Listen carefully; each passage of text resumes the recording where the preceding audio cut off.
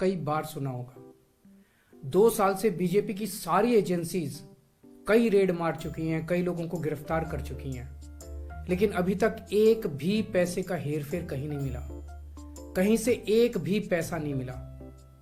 अगर भ्रष्टाचार वाकई हुआ है तो इतने करोड़ों रुपए गए कहां? क्या सारा पैसा हवा में गायब हो गया? सच्चाई यह है कि किसी तरह का कोई भ्रष्टाचार हुआ ही नहीं। अगर होता तो पैसा भी मिलता। ऐसे फर्जी केस में आम आदमी पार्टी के कई नेताओं को इन्होंने अभी तक जेल में रखा हुआ है। किसी के भी खिलाफ कोई सबूत नहीं है, कुछ साबित नहीं हो रहा, खुलेआम गुंडागर्दी चल रही है, किसी को भी पकड़ के जेल में डाल दो। अब बीजेपी मुझे गिरफ्तार करना चाहती है। मेरी सबसे बड़ी संपत्ति, मेरी सबसे बड़ी ताकत मेरी ईमानदारी है।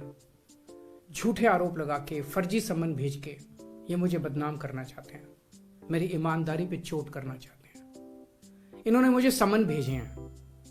मेरे वकीलों ने मुझे बताया कि ये समन गैर कानूनी है। क्यों गैर कानूनी है? ये मैंने इनको विस्तार से लिख के भेजा है।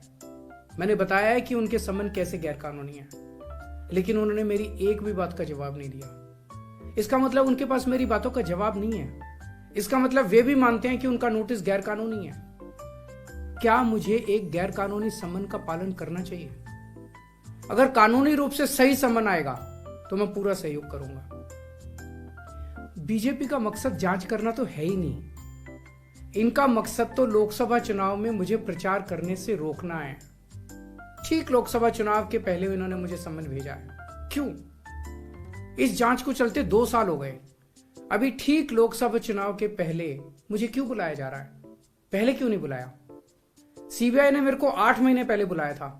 मैं सीबीआई में गया था, उनके सारे जवाब भी दिए थे।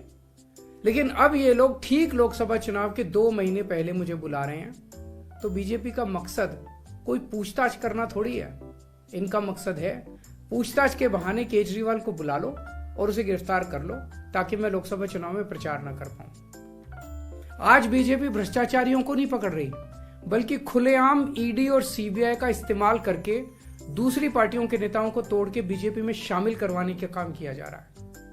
एक नहीं, 2 नहीं, कितने उदाहरण हैं जहां किसी पार्टी के नेता के खिलाफ ईडीआई सीबीआई के मामले चल रहे थे या उन पे गंभीर आरोप लगे हुए थे। जैसे ही वो नेता बीजेपी में शामिल हुए, उनके सारे पुराने मामले बंद कर दिए गए या ठंडे बस्ते में डाल दिए गए। तो जो इनकी पार्टी ज्वाइन कर लेता है, उसके सारे मामले रफा दफा कर दिए जाते हैं। जो इनकी पार्टी में नहीं जाता, वो जेल जाता है।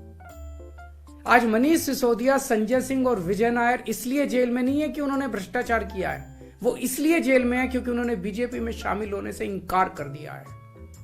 आज हम बीजेपी का मुकाबला क्यों कर पा रहे हैं? क्योंकि हमने कोई भ्रष्टाचार नहीं किया। अगर हमने जरा सा भी गलत काम किया होता तो दूसरे भ्रष्टाचारी नेताओं की तरह आज भी हम बीजेपी में शामिल हो चुके हैं, तो होते आज तक। इस तरह देश के ईमानदार नेताओं को जेल में डाल के और भ्रष्टाचारियों को अपनी पार्टी में शामिल करवा के ऐसे तो देश आगे नहीं बढ़ सकता। ये क्या चल रहा है?